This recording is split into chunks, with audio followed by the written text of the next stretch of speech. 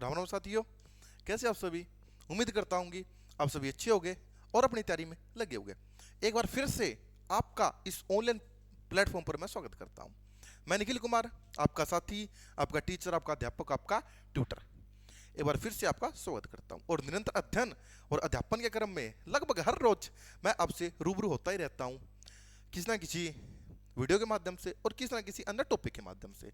तो पिछले 3-4 दिनों से मैं आपको उदारवाद समझाने का प्रयास कर रहा हूं साथियों।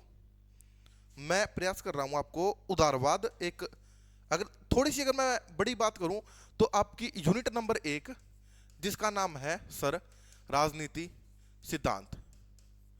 यूनिट नंबर 1 का नाम है सर राजनीतिक सिद्धांत और इसका एक टॉपिक है सर साथियों उदारवाद। इसका एक टॉपिक है।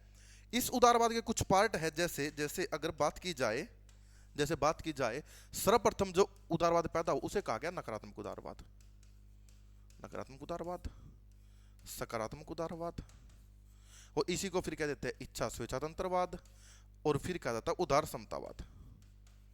उदार समतावाद, ये कुछ प्रकार के उदारवाद इस प्रकार पैदा हुए। ये कुछ उदारवाद इस प्रकार के पैदा हुए। तो मैंने आपको अनेक अनेक वीडियो और भिन्न भिन्न वीडियो के माध्यम से मैंने आपको ये 3 पार्ट करवा दिए थे। ये 3 पार्ट मैंने वो करवा दिए थे। वीडियो नंबर 1 में उदारवाद, सकारात्मक उदारवाद और इच्छा स्वच्छ नहीं, ये नहीं हुआ था भाई आपका, ये नहीं हुआ था। मैंने आपको ये 2 करवा दिए थे। यानी कि जो वीडियो नंबर 1 बनी मैंने आपको उसमें उदारवाद की विशेषताएं या उदारवाद क्या होता है एक आपकी समझ पैदा की, मैंने एक भूमिका बनाने का काम किया। नंबर 2 वीडियो में मैंने वो कराया नकारात्मक उदारवाद जिसका पिता जॉन लॉक कहलाता है, और सकारात्मक उदारवाद जिसका पिता हम जे.एस. मिल को कह देते हैं कि जे.एस. मिल उसका पिता है। क्यों? क्योंकि इसकी एक बुक थी पॉलिटिकल इकोनॉमी के 7वें संस्करण में इसने सीमित राज्य को छोड़कर कल्याणकारी राज्य का समर्थन कर दिया था। इसी कारण हम ये कह देते हैं कि जे.एस. मिल सकारात्मक उदारवाद का पिता है। और ठीक उसके बाद अगर हम बात करूं तो आज का जो इस मेरा टॉपिक है वो है इच्छा स्वेच्छातंत्रवाद और उदार समतावाद। इनकी मैं आपसे बात करूंगा। अगर थोड़ी सी एक आपसे मैं बात करना चाहूं तो एक बार थोड़ी सी एक मेरी बात समझेंगे प्लीज आप साथियों भी क्या है। देखिए, मैं आपसे ये कहना चाहता हूं साथियों कि नकारात्मक उदारवाद सर्वप्रथम पैदा हुआ, उसके बाद आया सकारात्मक उदारवाद। सकारात्मक उदारवाद के बाद 3 धाराएं एक साथ आती है साथियों। कितनी धाराएं? 3 धाराएं। एक धारा तो पैदा हुई नव उदारवाद की। नव उदारवाद एक तरीके से नव उदारवाद साथियों, नव उदारवाद एक तरीके से नकारात्मक उदारवाद की ही पुनरावृत्ति थी। नकारात्मक उदारवाद की ही पुनरावृत्ति थी। नव उदारवाद एक तरीके से नियो लिबरलिज्म एक तरीके से नकारात्मक उदारवाद की ही पुनरावृत्ति थी। यानी कि जो बातें नकारात्मक उदारवादी मानते थे, जैसे John Locke, Hamilton, Herbert Spencer, J S. Mill या Malthus, David Ricardo, Adam Smith, वही बातें लगभग 90% वही बातें नव उदारवादी भी मानते हैं। और अगर नव उदारवाद साथियों जो है इस नव उदारवाद का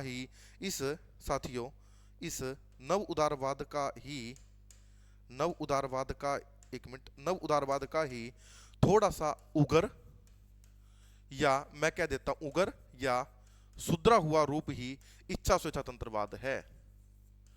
इस नव उदारवाद का ही एक उग्र रूप, अगर नव उदारवाद को आप थोड़ा सा एक्सट्रीम पर पहुंचा दो, नव उदारवाद की स्पीड बढ़ा दो, तो नव उदारवाद उग्र होकर इच्छा स्वेच्छातंत्रवाद बन जाता है साथियों।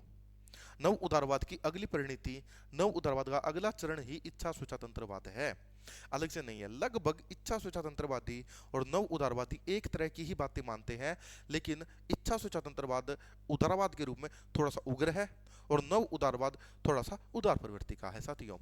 और बिल्कुल अलग, इनसे बिल्कुल अलग सोच वाली एक विचारधारा पैदा होती है जिसे कहा जाता है उदार समतावाद, या इसे हम समकालीन उदारवाद भी कह देते हैं। समकालीन उदारवाद भी इसको कह दिया जाता है, समकालीन उदारवाद इसको कह दिया जाता है, लेकिन इसका नाम है उदार समतावाद।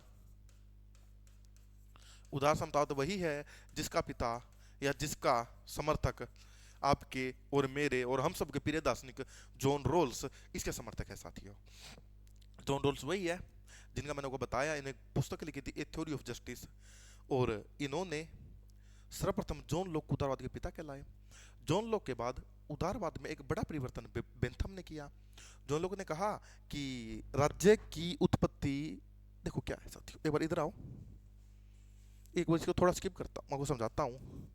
जॉन लॉक बोला जॉन लॉक बोला जॉन लॉक बोला अब मैं बात कर रहा हूँ आपको कि राज्य की उत्पत्ति क्यों हुई, राज्य की उत्पत्ति क्यों, इस प्रश्न पर मैं आपसे जवाब चाहता हूं कि साथियों, मैं इस प्रश्न पर साथियों आपसे जवाब चाहता हूं कि राज्य की उत्पत्ति क्यों हुई। जॉन लॉक से पूछा गया राज्य की उत्पत्ति क्यों हुई।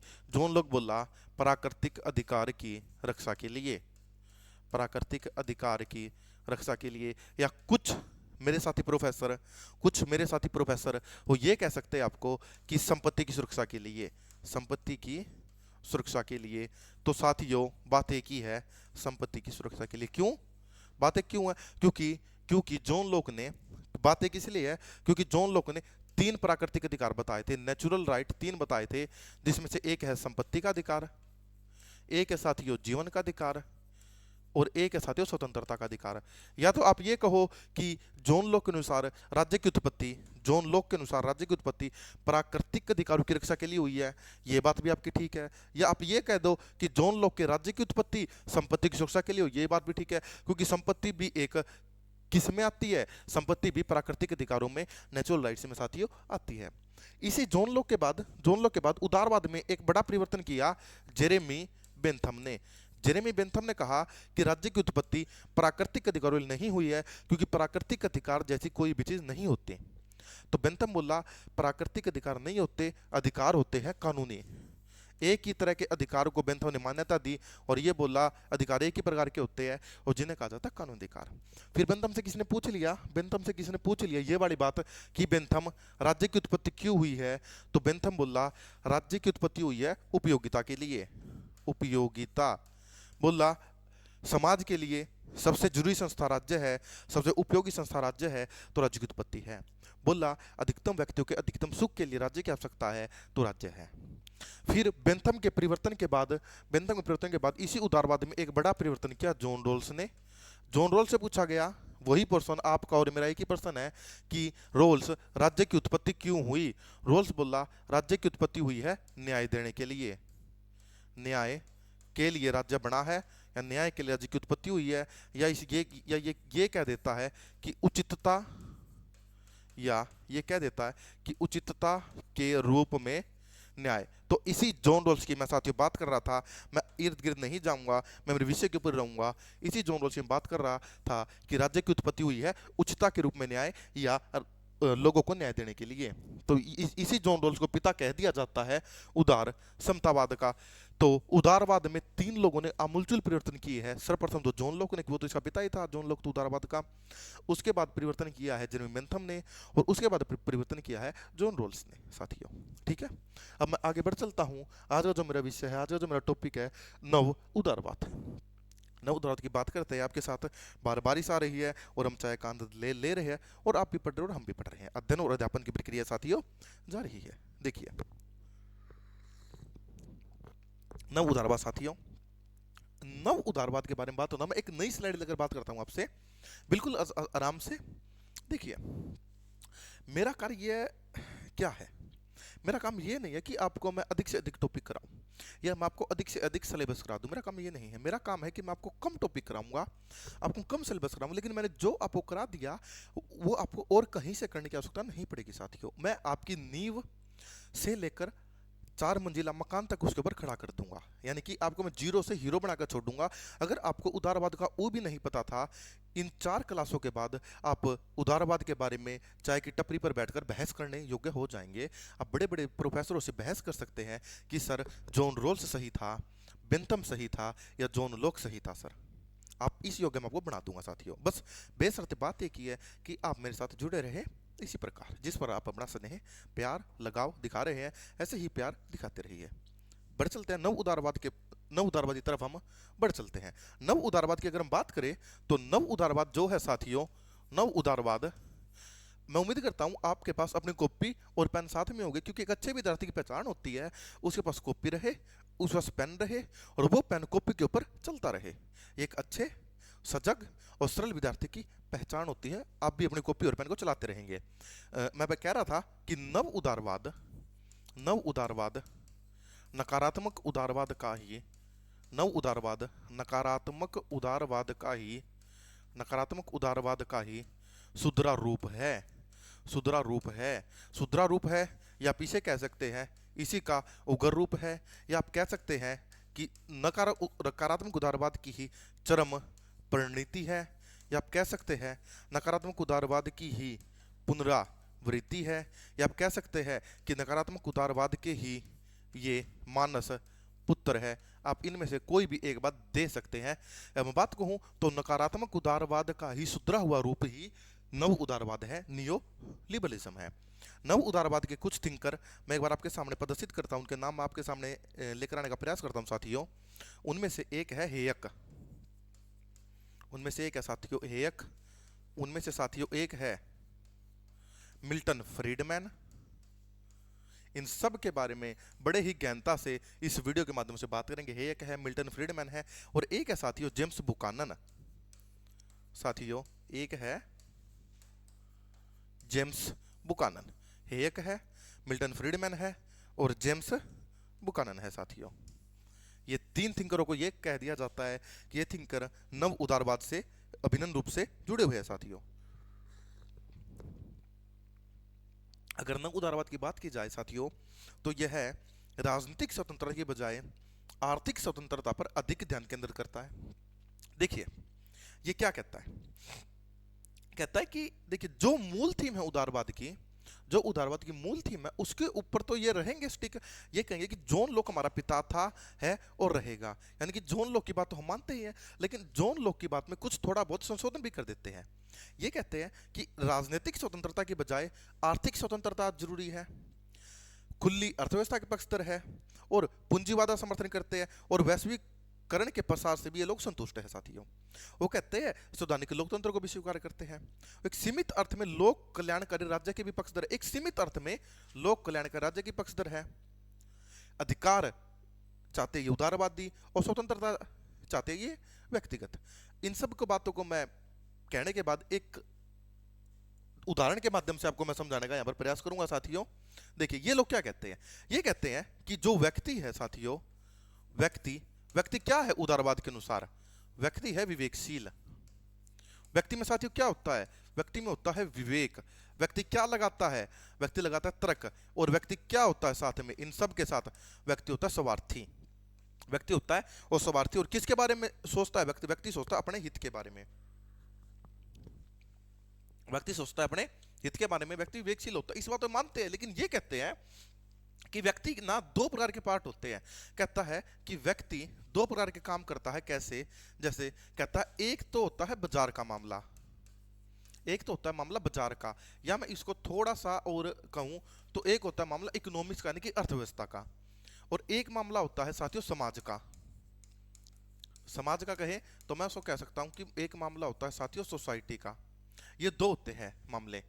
तो कहते हैं कि बाजार के मामले में बड़े ही ध्यान से समझेंगे साथियों, कहता है कि बाजार के मामले में तो व्यक्ति विवेकी है। यहां पर क्या रहेगी, कहता है साथियों यहां पर अर्थव्यवस्था रहेगी खुली। यहां पर किस प्रकार का राज्य रहेगा, कहता है यहां पर रहेगा लेजिस्फेयर प्रकार का राज्य।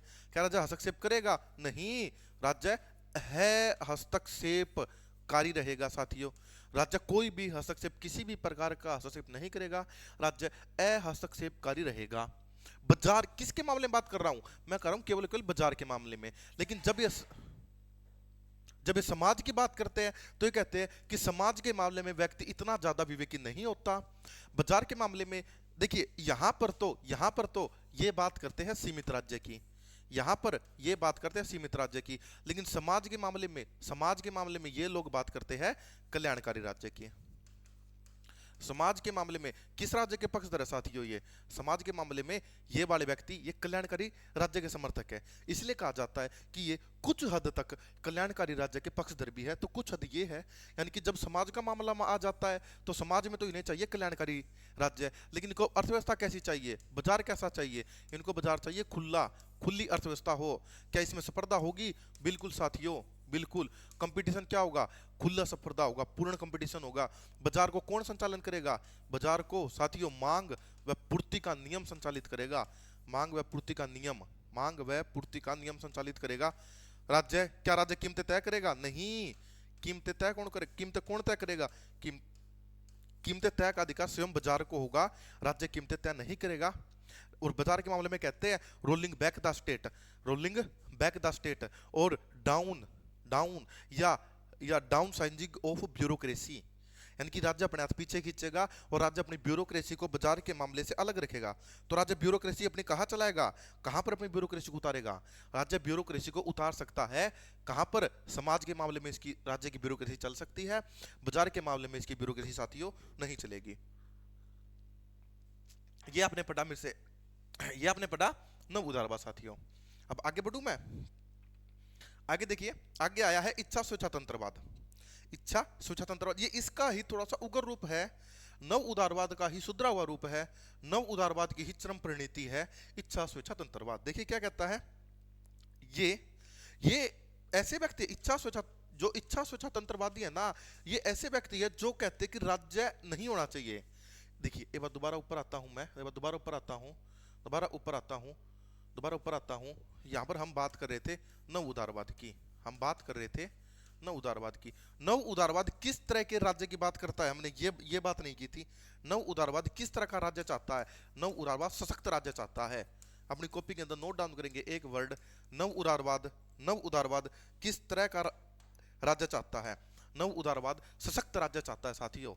नव उदारवाद सशक्त राज्य चाहता है। सशक्त राज्य कौन सा राज्य होता है? एक मिनट, एक और नया पेज नहीं, इसी के अंदर नीचे जाकर आपको मैं सशक्त राज्य की एक लाइन लिखाता हूं जो कॉपी के अंदर होनी चाहिए। सर्वप्रथम आप ये लिखेंगे कि नव उदारवादी, ये नकारात्मक नहीं है साथियों, ये बात ध्यान से देखेंगे। मैं लिख रहा हूं साथियों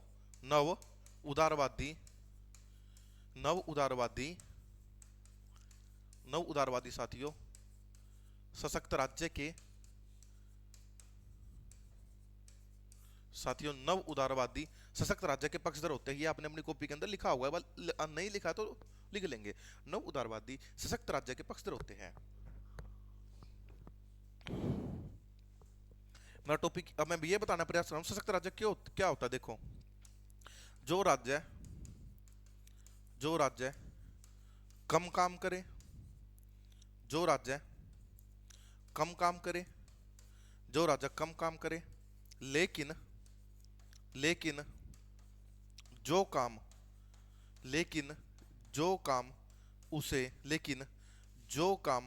उसे सौंपा गया है, लेकिन जो काम उस राज्य को सौंपा गया है उस काम में अपना पूरा जोर लगा दे, वो सशक्त राज्य होता है। देखिए वैसे तो राज्य कम काम करेगा, वैसे तो सशक्त राज्य है कल्याणकारी राज्य से कम काम करेगा। देखिए राज्य की डिग्रियां कैसे बढ़ती है समझाता हूं आपको। सर्वप्रथम जो राज्य उदय हुआ उसे कहा जाता है सीमित राज्य। सीमित राज्य का काम होता है, सर्वप्रथम जो राज्य उदय हुआ, सर्वप्रथम जिस राज्य का उद्भव हुआ जोन लोक के समय, उसे सीमित राज्य कहा। इसका काम होता है केवल रक्षा का। फिर इसकी डिग्रियां कैसे बढ़ रही है? सीमित राज्य के बाद एक नया राज्य पैदा हुआ जिसको नव उदारवादी लेकर आए, उसे कहा जाता साथियों सशक्त राज्य। सशक्त राज्य के दो काम होते हैं, एक तो काम होता है इसका रक्षा का, इसके साथ एक काम और होता है, बड़ी एक महत्वपूर्ण बात मैं कहने जा रहा हूं। एक तो काम होता है सर रक्षा का। क्यों? सीमित राज्य काम भी रक्षा का था, सशक्त राज्य रक्षा तो करेगा ही करेगा, लेकिन रक्षा के साथ वह काम करता है, अब ये लिखो, वह काम भी करता है जो काम बाजार नहीं करती।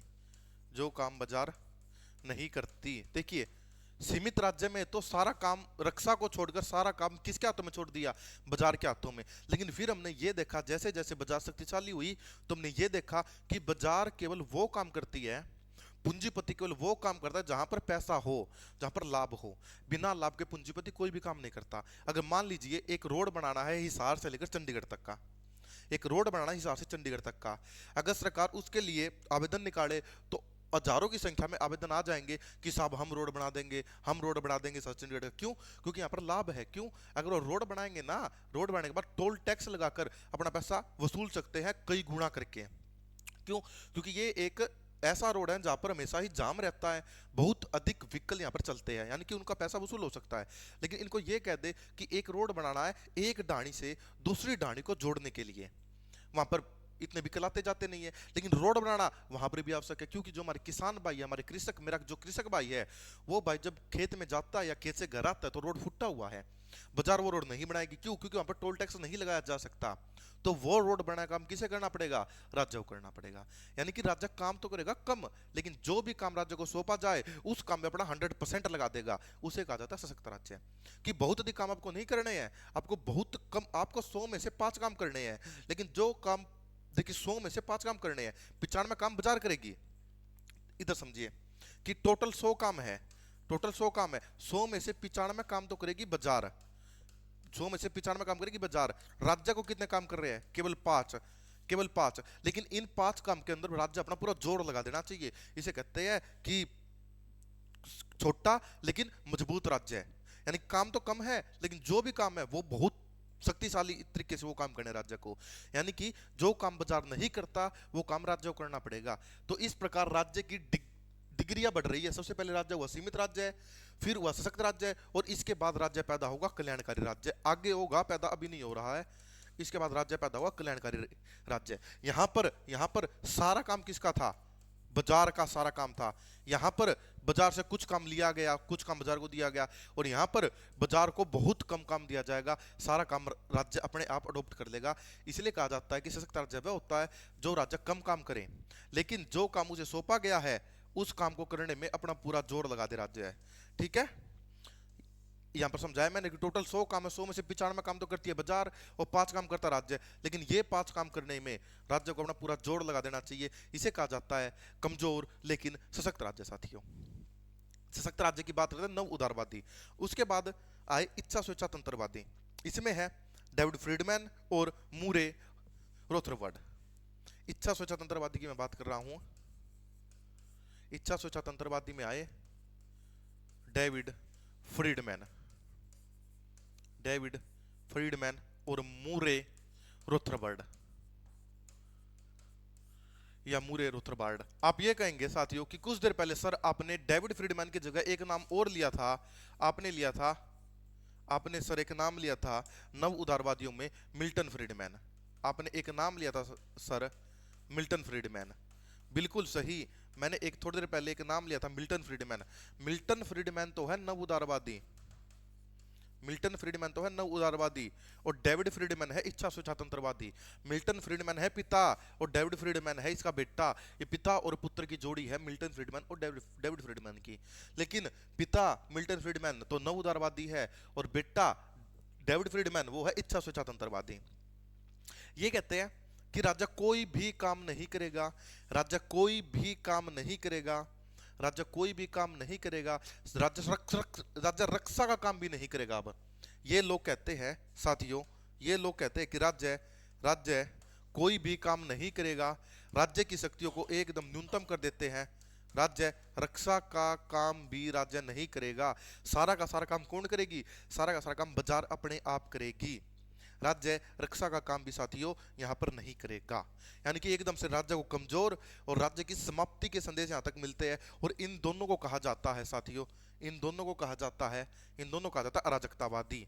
अराजकतावादी, अराजकतावादी वो होता है जो राज्य के आश्रितों को नहीं स्वीकारता। वो कहता है कि राज्य नहीं होना चाहिए। डेविड फ्रीडमैन और मूरे रोथरबर्ड दोनों ही अराजकतावादी है। ये कहते हैं कि सारा काम बाजार खुद कर लेगी, रक्षा भी बाजार खुद कर लेगी, यानी कि रक्षा भी निजी हाथों में होगी। रक्षा भी निजी हाथों में होगी, आपकी पुलिस भी निजी होगी, फौज भी निजी होगी, सरकार कोई काम नहीं करेगी, राज्य कोई काम नहीं करेगा और राज्य को समाप्त कर दिया जाएगा।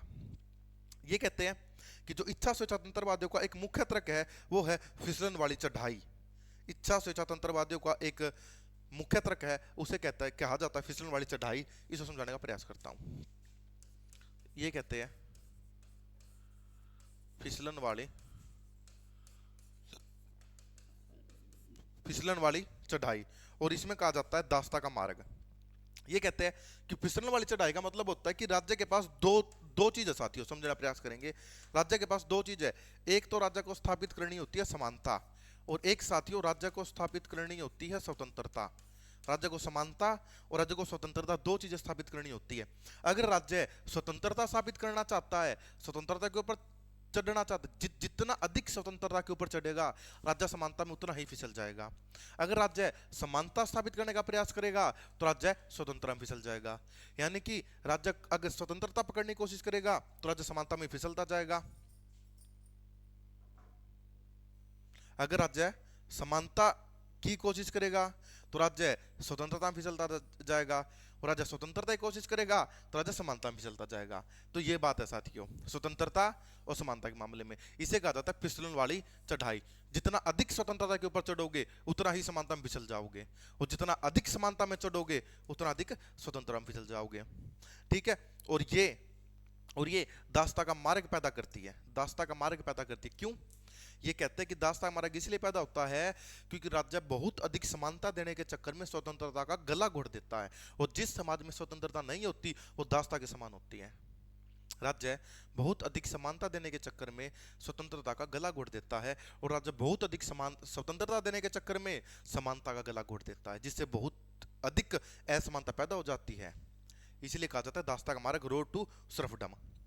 इच्छा स्वतंत्रवादियों की विशेषता पढ़े, यह शास्त्रीय उदारवाद की पुनरावृत्ति है और यह नव उदारवाद की भी पुनरावृत्ति है।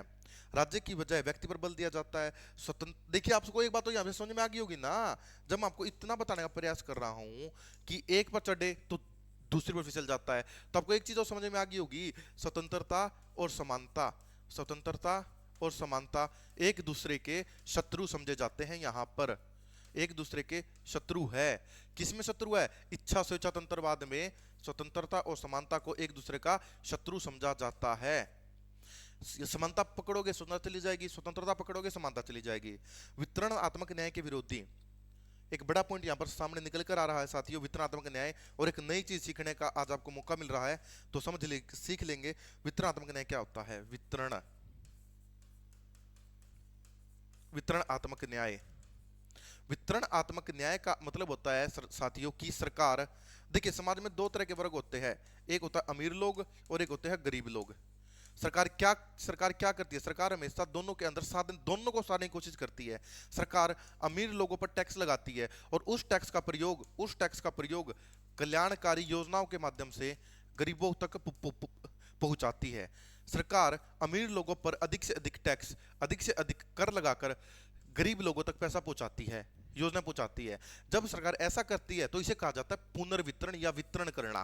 तो इस पुनर्वितरण की मनाही करते हैं इच्छा स्वतंत्रवादी, कहते हैं इसकी कोई भी आवश्यकता नहीं है, ये प्रबल व्यक्ति के समर्थक है, ये प्रबल व्यक्ति के समर्थक होते हैं, और कहते हैं कि राज्य जो भी वितरणात्मक न्याय कर रहा है, पुनर्वितरण कर रहा है, राज्य को ये आज से ही बंद करना पड़ेगा।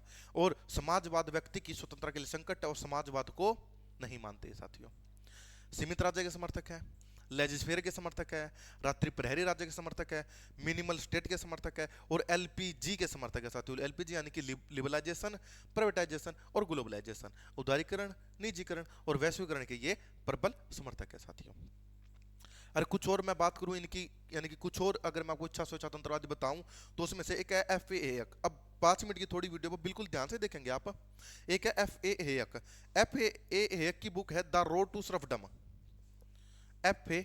हेयक की पुस्तक है साथियों, एफ.ए. हेयक की पुस्तक है Road to Serfdom. Road to Serfdom, दास्ता का मार्ग। एफ.ए. हेयक की पुस्तक है रोड टू सर्फडम। ये पुस्तक 1944 की। इसमें इन्होंने मिराज ऑफ सोशल जस्टिस और फिसलन वाली चढ़ाई का जिक्र किया है। रोड टू सर्फडम में थोड़ी देर पहले आपको समझाया था मैंने, फिसलन वाली चढ़ाई वो किसकी कृति है या किसकी सोच है? फिसलन वाली चढ़ाई वो सोच है सर एफ की।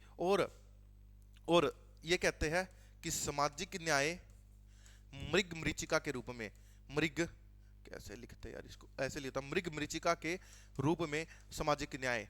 फिसलन वाली चढ़ाई तो आप समझ गए, फिसलन वाली चढ़ाई का मतलब है कि स्वतंत्रता प्राप्त करोगे तो समानता में फिसल जाओगे, और समानता प्राप्त करोगे तो स्वतंत्रता फिसल जाओगे। यानी कि समानता और स्वतंत्रता दोनों एक दूसरे की शत्रु मानी जाती है एफए के रूप में। सामाजिक न्याय का मतलब होता है, सामाजिक न्याय एक मृग मरीचिका के रूप में होता है। यानी कि मृग मरीचिका क्या होती है? आपको ऐसा लगता है कि जब आप बहुत अधिक प्यासे होते हो, रेगिस्तान में होते हो साथियों, आपको ऐसा लगता है कि थोड़ी दूर पर पानी है, वहां पर पहुंचोगे तो आगे लगा पानी, यहाँ पर नहीं, पानी थोड़ी और दूर पर है, वहां पर पहुंचोगे थोड़ी और दूर पानी। ऐसा ही राज्य को सामाजिक न्याय के रूप में लगता है। राज्य ये सोचता है कि मैंने सामाजिक न्याय प्राप्त कर लिया है, फिर वहां तक पहुंचता है, फिर कहता है नहीं भाई सामाजिक न्याय तो और भी आगे है, और भी आगे है। लेकिन राज्य कभी भी सामाजिक न्याय को प्राप्त नहीं कर सकता। सामाजिक न्याय को प्राप्त करने का ना तो काम राज्य का है और ना ही राज्य सामाजिक न्याय को प्राप्त कर सकता। सामाजिक न्याय राज्य के लिए मृग मरीचिका के रूप में है साथियों, मिराज ऑफ सोशल जस्टिस है। और इसमें एक बात और कहते हैं, अन्याय व दुर्भाग्य। ये चीज आप याद रखेंगे साथियों, ये इतनी महत्वपूर्ण चीज आपसे पेपर में डायरेक्ट पूछी जाती है। क्या पूछेंगे आपसे? आपसे पूछेंगे कि फिसलन वाली चढ़ाई किसने दी? एफ ने दी। नंबर 1 तो ये पूछेंगे आपसे। नंबर 2 आपसे ये पूछेंगे सामाजिक न्याय मृग मरीचिका के रूप में ये किसने दिया? एफ ने दिया। नंबर 3 ये आपसे ये पूछेंगे कि अन्याय व दुर्भाग्य में अंतर कौन करता है? अन्याय व दुर्भाग्य में अंतर कौन करता है? वो भी एफ करता है। एफ कहता है एक होता है अन्याय और एक होता है दुर्भाग्य। अन्याय, देखिए आपके साथ अन्याय हुआ है, उसमें तो राज्य आपकी मदद कर देगा, राज्य आपको न्याय दिला देगा। राज्य अन्याय में तो राज्य आपकी मदद कर सकता है, राज्य आपको न्याय तो दिला देगा, लेकिन राज्य आपकी दुर्भाग्य में कोई भी मदद नहीं कर सकता। अगर आप गरीब है, अगर आप गरीब है तो वो आपका दुर्भाग्य है, राज्य आपको अमीर नहीं बनाने वाला। अगर आप अमीर थे, किसी ने आपके पैसे छीन लिए, आप गरीब हो गए, तो आपके साथ अन्याय हुआ है, राज्य आपके पैसे लुटवा देगा आपसे। लेकिन अन्याय और दुर्भाग्य के अंदर अंतर करता है एफ। एक तो बुक है इसकी द रोड टू सर्फडम और है Law Legislation and Liberty. F complete हुए। आगे चलिए, रॉबर्ट नोजिक, एक महान दार्शनिक रॉबर्ट नोजिक। जब आप मेरे से एचपीएससी की तैयारी करेंगे साथियों, तो रॉबर्ट नोजिक को एज ए थिंकर भी मैं आपको कराऊंगा और बहुत आनंद आएगा रॉबर्ट नोजिक को करके। एक बहुत अच्छे व्यक्ति है, इनको पढ़ेंगे तो एक नया नजरिया देखने का आपका खुलेगा कि एक समाज को इस तरीके से भी देखा जा सकता है रॉबर्ट नोजिक के रूप में, जिस तरह से रॉबर्ट नोजिक देखने का प्रयास करता है। रॉबर्ट नोजिक की बड़ी ही प्रसिद्ध बुक है एनार्की स्टेट एंड यूटोपिया, 1974 के अंदर आई थी। एनार्की स्टेट एंड यूटोपिया 1974 के अंदर पुस्तक आई थी रॉबर्ट नोजिक की। ठीक है, रॉबर्ट नोजिक इसमें भूलता कुछ नहीं करते। रॉबर्ट नोजिक इसमें जॉन रोल्स की आलोचना करते हैं। जॉन रोल्स की एक बुक आई थी ए थ्योरी ऑफ जस्टिस 1971 में। जॉन रोल्स की एक पुस्तक आई थी, जॉन रोल्स की एक पुस्तक आई थी 1971 में। कौन सी? Theory of Justice. A Theory of Justice, इसमें इन्होंने कहा था न्याय उचितता के रूप में। जॉन रोल्स ने इसमें कहा था न्याय उचितता के रूप में, इन्होंने कहा था न्यायोचितता के रूप में। और इसकी आलोचना के फलस्वरूप रॉबर्ट नोजिक ने एक बुक लिखी थी एनार्की स्टेट एंड यूटोपिया। और न्याय उचितता के रूप में था ना, और इसके प्रत्युत्तर में न्याय का एक सिद्धांत भी प्रतिपादित किया था इन्होंने, न्याय का अधिकारिकता सिद्धांत। न्याय का अधिकारिकता सिद्धांत। आपसे पेपर में यह पूछा जाएगा कि जॉन रोल्स के उचितता के रूप में न्याय के प्रत्युत्तर के रूप में, जवाब के रूप में रॉबर्ट नोजिक ने कौन सा न्याय प्रतिपादित किया? तो न्याय अधिकारिकता के रूप में रॉबर्ट नोजिक ने प्रतिपादित किया था। न्याय अधिकारिकता के रूप में 1974 वाली पुस्तक में रॉबर्ट नोजिक ने प्रतिपादित किया था जॉन रोल्स की आलोचना के फलस्वरूप। साथियों आगे बढ़े, एक और महान व्यक्ति आ जाते हैं, इजाया बर्लिन। इजाया बर्लिन, हम फिर से इनकी बात करेंगे एक बार जब हम बात करेंगे स्वतंत्रता की, क्योंकि इच्छा स्वतंत्रवादी जो भी है ना साथियों, जितने भी इच्छा स्वतंत्रवादी है उन सब का जोर स्वतंत्रता को लेकर है। हर कोई स्वतंत्रता की बात करता है। आपने देखा कि जो अपने एफ साहब थे, एफ साहब कहते हैं कि स्वतंत्रता और समानता फिसलन वाली चढ़ाई। सामाजिक न्याय मृग मरीचिका के रूप में, अन्याय और दुर्भाग्य में अंतर, इन सब की बात जब मैं स्वतंत्रता कराऊंगा तो वहां पर करेंगे। रॉबर्ट नोजिक का तो एक सिद्धांत ही है न्याय का, न्याय का अधिकारिता सिद्धांत। न्याय में भी करेंगे इनको, उनको स्वतंत्रता में भी करेंगे। और इजाया बर्लिन तो इतने महत्वपूर्ण है कि इनके बिना स्वतंत्रता की बात पूर्ण नहीं हो सकती। इन्होंने दो प्रकार की स्वतंत्रता का जिक्र किया है। रॉबर्ट इजाया बर्लिन साहब ने दो प्रकार की स्वतंत्रता का वर्णन किया है। ये कहते हैं नेगेटिव लिबर्टी और कहते हैं पॉजिटिव लिबर्टी। इजाया बर्लिन ने नेगेटिव लिबर्टी और पॉजिटिव लिबर्टी का वर्णन किया है अपनी पुस्तक द कॉन्सेप्ट ऑफ लिबर्टी 1958 के अंतर्गत। इजाया बर्लिन की एक पुस्तक है द कॉन्सेप्ट ऑफ लिबर्टी 1958। पुस्तक से ही देखिए, व्यक्ति तुक्का भी लगा सकता है। यहाँ पर पुस्तक का नाम है टू कॉन्सेप्ट ऑफ लिबर्टी और पुस्तक आई थी सन 1958 के अंदर, टू कॉन्सेप्ट ऑफ लिबर्टी। इस टू कॉन्सेप्ट ऑफ लिबर्टी पुस्तक के अंतर्गत इन्होंने दो प्रकार की लिबर्टी की चर्चा की है, negative liberty and positive liberty. नकारात्मक स्वतंत्रता और सकारात्मक स्वतंत्रता का इन्होंने जिक्र किया है, negative liberty and positive liberty का साथियों। और एक पुस्तक और इनकी 4 एसे ऑन लिबर्टी, एक इनकी पुस्तक है साथियों 4 एसे ऑन लिबर्टी 1969 में। इस पुस्तक में इन्होंने अन्याय व अक्षमता का वर्णन किया है। कहते हैं कि दो चीजें होती है साथियों, एक अन्याय होता है और एक अक्षमता होती है। तो मेरे प्रिय बच्चों, मेरे साथियों, जो मेरे साथ भावी असिस्टेंट प्रोफेसर जुड़े हुए हैं, भावी सहायक प्राध्यापक जुड़े हुए हैं, वो बिल्कुल भी कंफ्यूज मत होंगे। थोड़ी देर पहले जब मैं आपको FAA करवा रहा था तो मैंने वो कराया था अन्याय और दुर्भाग्य। FAA एक बार दोबारा यहां पर कंफ्यूज करता हूं, FAA अन्याय व दुर्भाग्य। FAA ने क्या प्रतिपादित किया था? FAA ने कहा था एक होता है अन्याय और एक होता है दुर्भाग्य।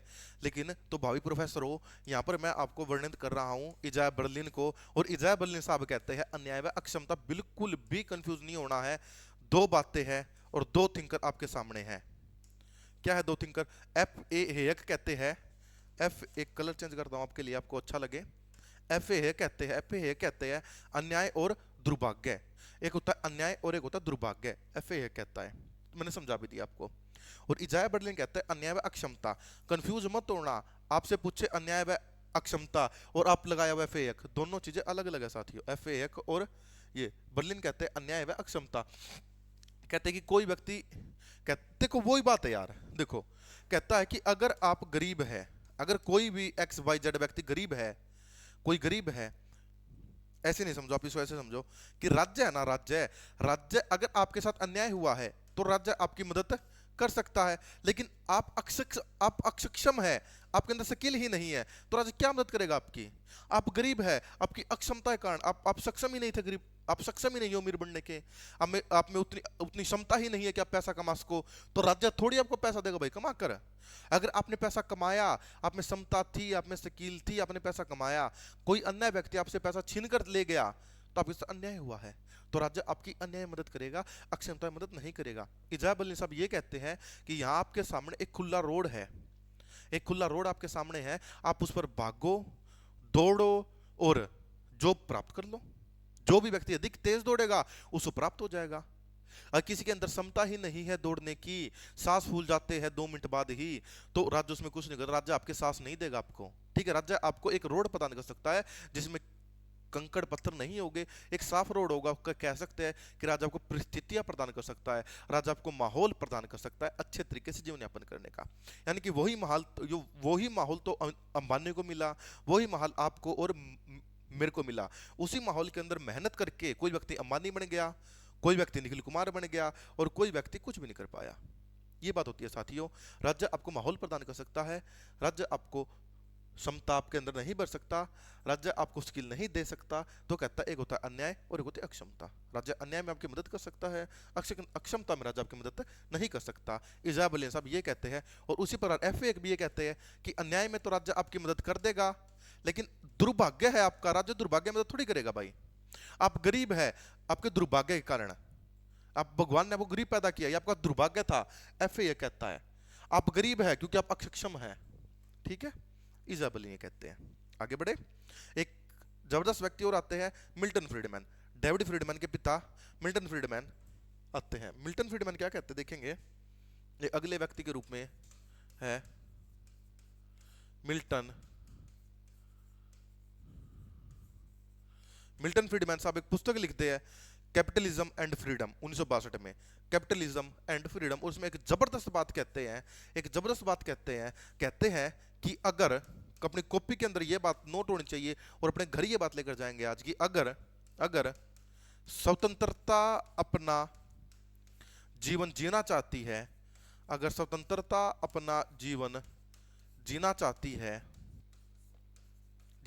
है तो यह केवल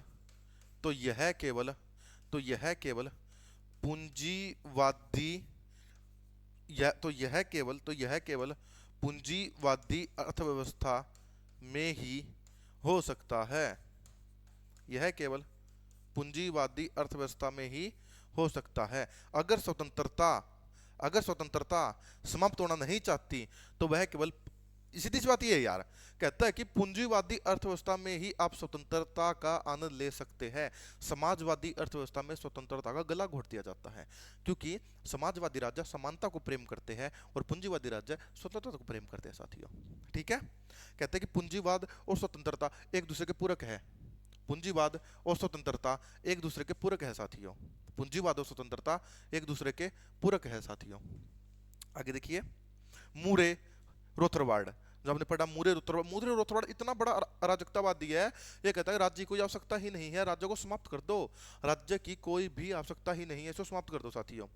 कहते हैं कि उन्होंने नेता व नौकरशाहों को चोरों का गिरोह कहा और केंद्रीय बैंक को विधायक कपट कहा और कल्याणकारी राज्य का विरोध किया, मूरे रोथरवार्ड ने।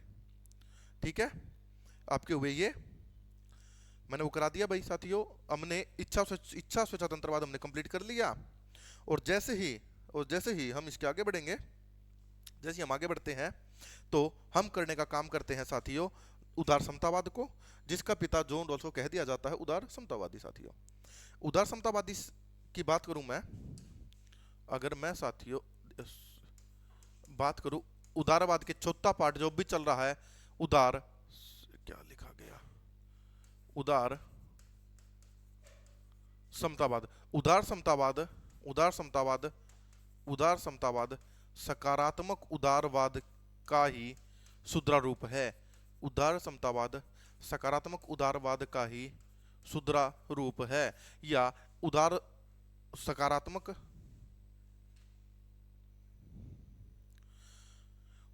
समतावाद का ही सुधरा हुआ रूप उदार समतावाद है साथियों।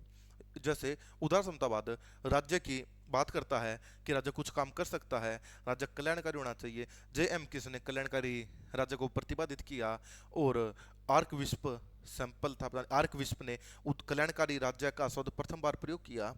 उसी कल्याणकारी राज्य का हिमायती उदार समतावाद करता है। उदार समतावाद किस किस की वो करता है?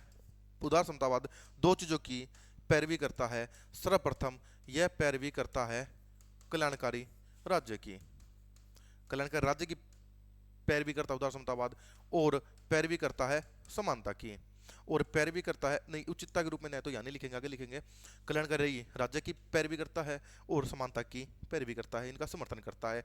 और 1970 या 1980 के बाद ये ज्यादा उदय हुआ, जब बहुत अधिक आर्थिक असमानता बढ़ गई थी और खाई बढ़ती ही जा रही थी, गरीब होता जा रहा था, अमीर होता जा रहा था साथियों, और भ्रष्टाचार बढ़ रहा था। तब इन्होंने कल्याणकारी राज्य का समर्थन किया था कि व्यक्ति को भूखे मरने से बचाया जा सके। तो कुछ विचार किसके, जैसे जॉन रॉल्स, तो इसके पिता के रूप में माना जाता है। क्यों? क्योंकि सर्वाधिक योगदान उदार समतावाद को फेमस करने में, इसको प्रतिपादित करने में, इसको प्रचलित करने में जॉन रॉल्स का ही रहा है। John Rawls, CB Macpherson, Amartya Sen Bharat के व्यक्ति है, भारतीय मूल के व्यक्ति है, उनको अर्थशास्त्र का नोबेल पुरस्कार भी प्राप्त है। मैं आपको Amartya Sen as a Indian thinker भी कराऊंगा साथियों। इनका न्याय का नाम है समर्थता के रूप में न्याय, अमर्त्य सेन प्रतिपादित करते हैं। इनकी बुक है ए आइडिया ऑफ जस्टिस 2009 के अंतर। अमर्त्य सेन एक भारतीय विचारक है, नोबेल पुरस्कार विजेता है, अर्थशास्त्री है। एक बुक है ए आइडिया ऑफ जस्टिस 2009 में लिखी थी, उसमें एक न्याय का सूत्र प्रतिपादित करते हैं, समता के रूप में न्याय या सामर्थ्य के रूप में न्याय। अमर्त्य सेन का हम करेंगे उसको भी। डवोरकिन है एरिक रकोस्की है और फिलिप वॉन पेरिज है। फिलिप वॉन पेरिज का समर्थन राहुल गांधी ने किया था, इसीलिए आपको फिलिप वॉन पेरिज समझना पड़ेगा आज।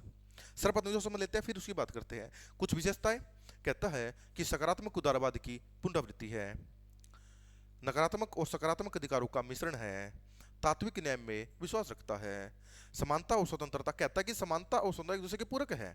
ये इच्छा से स्वतंत्रवादी कहते थे कि शत्रु है, लेकिन ये कहते हैं कि शत्रु नहीं, समानता और स्वतंत्रता दो बहनें हैं जो एक साथ रह सकती है साथियों, एक दूसरे की पूरक है। सकारात्मक कार्यवाही का समर्थन करते हैं, प्रगति और न्याय का समर्थन करते हैं और सृजनात्मक स्वतंत्रता का समर्थन करते हैं साथियों। सृजनात्मक स्वतंत्रता का अर्थ होता है कि देखिए, एक तो वो होती है कि राज्य ने आपको स्वतंत्रता दी और स्वतंत्रता देकर छोड़ दिया, नहीं, राज्य आपको स्वतंत्रता भी देगा, स्वतंत्रता का माहौल भी बनाएगा और आप स्वतंत्रता का अधिकतम आनंद उठा सके, इस प्रकार से आपको राज्य तैयार भी करेगा साथियों, और आपको स्वतंत्रता अधिकतम उपयोग करना भी सिखाएगा साथियों।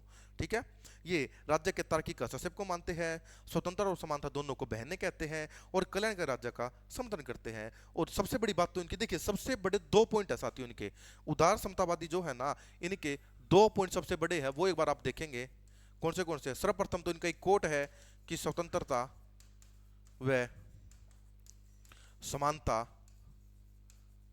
स्वतंत्रता और समानता दो बहनें हैं।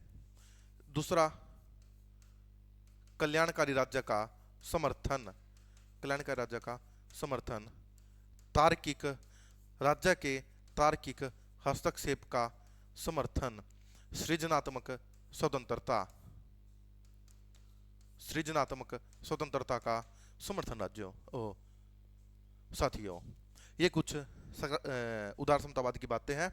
और एक मैंने कहा था कि फिलिप वॉन पेरिज आपको समझना पड़ेगा। फिलिप वॉन पेरिज का समर्थन राहुल गांधी ने पिछले लोकसभा या विधानसभा चुनाव में इसका जिक्र भी किया था एक रैली के दौरान। फिलिप वॉन पेरिज का एक बार इसकी फिलिप वॉन पेरिज को समझाता हूं मैं। यानी कि उन्होंने सीधा सा फिलिप वॉन पेरिज का नाम नहीं लिया था, ऐसा ये मत कहिएगा कि सर उस रैली की हमें क्लिप चाहिए।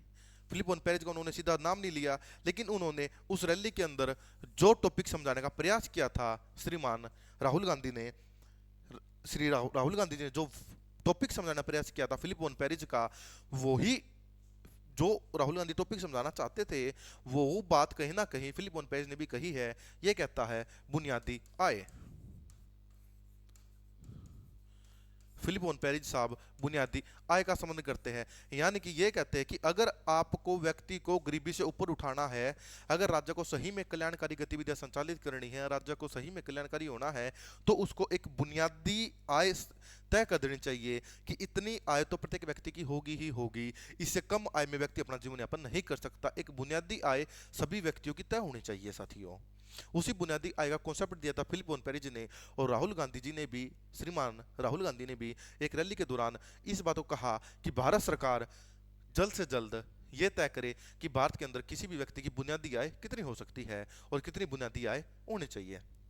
ठीक है साथियों, ये हमने सकारात्मक उदारवाद को करने का प्रयास किया। तो इसी प्रकार आप मेरे साथ जुड़े रहे और हमने उदारवाद के चारों रूप, नकारात्मक उदारवाद, सकारात्मक उदारवाद, नव उदारवाद, इच्छा स्वतंत्रवाद और उदार समतावाद को भी कर लिया साथियों।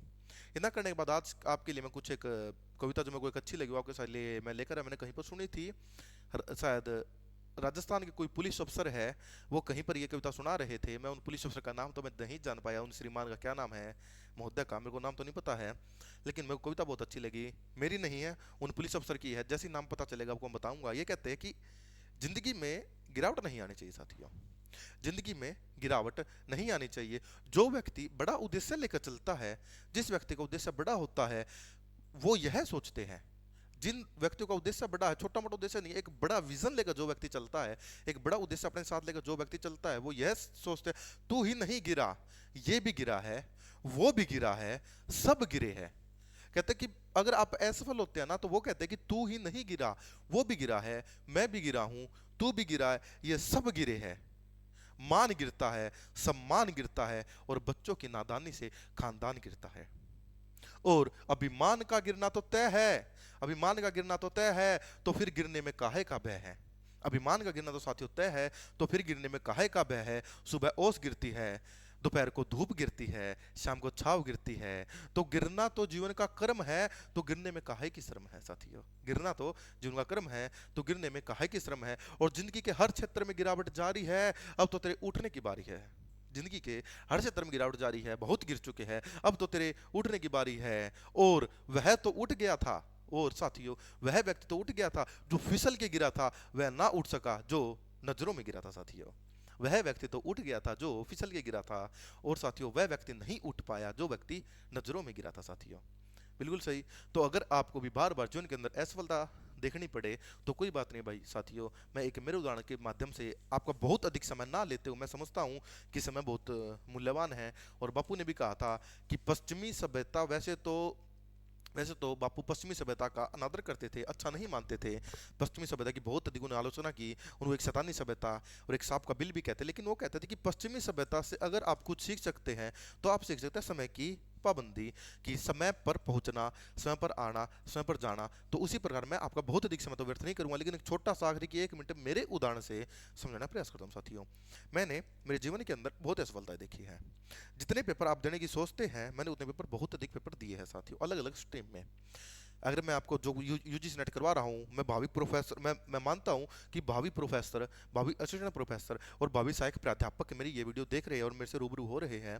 तो उन भावी प्रोफेसरों में बताना चाहता हूँ कि मैंने यूजीसी का पेपर 2021 के अंदर दिया, 2022 के अंदर दिया, 2023 के अंदर दिया, मुझे सफलता नहीं मिली। ऐसा नहीं था कि मैं तैयारी नहीं कर रहा था, मैं निरंतर अध्ययन भी कर रहा था, और मैं निरंतर किसी एक प्राइवेट अकादमी में पढ़ा भी रहा था साथियों। अध्ययन भी कर रहा था और मैं निरंतर अध्यापन भी कर रहा था। चलो 21 में मैंने नहीं पढ़ा, लेकिन मैं 22 में पढ़ाने लग गया था। जून में अध्ययन और अध्यापन का चरण जारी था साथियों। नहीं हो रहा था भाई, नेट नेट नहीं हो रहा था, बहुत मेहनत की, बहुत कोशिश की, नहीं हुआ। मेरा एक बार भी नेट नहीं हुआ। 22 में पेपर दिया, नहीं हुआ। 23 में मार्च में दिया, नहीं हुआ। जून 23 में दिया साथियों, नहीं हुआ। लेकिन दिसंबर 23 के अंदर मैं वो निरंतर मेहनत करता रहा, गिरावट हुई, मैं उठता रहा। दिसंबर 23 के अंदर सीधा मेरा जेआरएफ लगा और मैं हरियाणा से टॉप रहा हूँ साथियों। सीधा मेरा जेआरएफ लगा है, मैं हरियाणा से टॉपर रहा हूँ, टॉपर में मेरा नाम लिया जाता है। टोटल 491 जेआरएफ पूरे भारत के अंदर हुए, उन 491 में से एक जेआरएफ मेरा भी हुआ है साथियों। तो असफलता उसे बिल्कुल भी नहीं घबराना है। कोई मायने नहीं रखता कि आपने पेपर 20 बार दिया, आपने पेपर 25 बार दिया, आपने पेपर 30 बार दिया, कोई मायने नहीं रखता है। मायने ये रखता है कि आपने पेपर पास कर लिया। कोई नहीं पूछता कि किस अटेम्प्ट में पेपर पास हुआ आपका, कोई भी नहीं पूछता। कोई मेरे से नहीं पूछता है कि सर किस अटेम्प्ट में पेपर पास हुआ, चाहे आपका चौथे अटेम्प्ट में हो, चाहे पहले में हो, चाहे 10वें में हो, चाहे 12वें में हो, कभी भी हो, आपको लगातार मेहनत करनी पड़ेगी, लगातार रणनीतिक और चरणबद्ध रूप से आपको मेहनत करनी पड़ेगी, लगातार पेपर देना पड़ेगा, अपने आप को अपडेट करना पड़ेगा। एक ना एक दिन समय जरूर आएगा जब हम इस पेपर क्वालिफाई कर देंगे। तब तक फोड़ेंगे नहीं, तब तक छोड़ेंगे नहीं साथियों। ठीक है, इतनी बात मैंने आपको पढ़ाई, और निरंतर अध्ययन और अध्यापन का क्रम जारी ही है। मैं आपसे जुड़ा हुआ हूँ किसी न किसी वीडियो के माध्यम से। आज मैंने आपको राजनीति सिद्धांत उदारवाद करने का प्रयास किया। एक अन्य वीडियो में मैंने आपको पोस्ट मॉडर्निज्म करवा दिया था साथी, उत्तर आधुनिकता करवा दी थी। अगर आप चाहते हैं कि मैं अगली वीडियो किस टॉपिक पर लेकर आऊं, तो आप कमेंट के माध्यम से मेरे को बताएंगे, मेरे से पूछेंगे। मैं बिल्कुल आपसे बातें मैं तय करता हूं, बिल्कुल आपसे वादा करता हूं, जैसे ही मेरे को मेरी ऑफलाइन क्लासेस में मिलेगा तो मैं उसके बारे में वीडियो लेकर जरूर आऊंगा। ये मेरा आपसे वादा रहा।